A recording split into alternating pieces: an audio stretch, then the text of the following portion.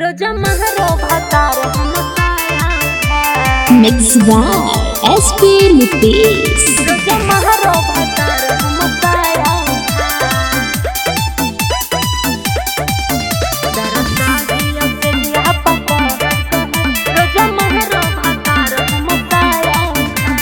काहे गजान गल काटे न दे, कोरा में लेके पलटे न दे, कोरा में लेके पलटे आगे काहे गजान गल काटे न दे, कोरा में लेके पलटे न दे।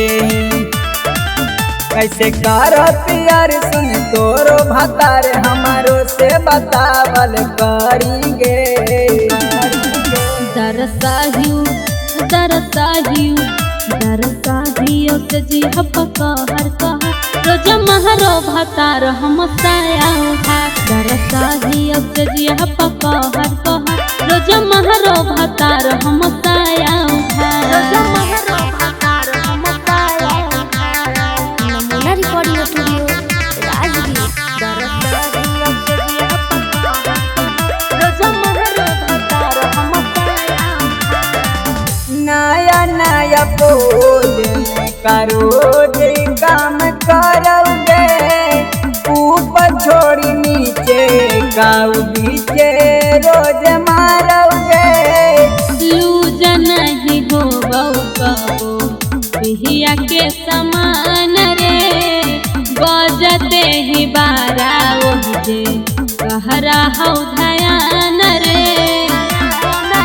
जब जागा हो दोस्तारा न हो गरमी का अपन सब झारोगे।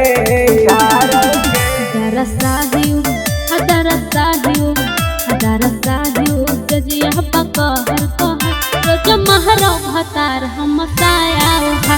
दरसाहियो सजिया पकहर कहा रोज महरो भतार हम साया उठा। रोज महरो भतार हम साया उठा। नमूना रिकॉर्डिंग स्टूडियो राजगीर। दरसाहियो सजिया पकहर कहा रोज महरो भतार हम साया उठा। धार नहीं देनी नीतीश के हाथ अपने पाया पा, कैसे अब बिताई जिंदगी मार दे बेहाया पार।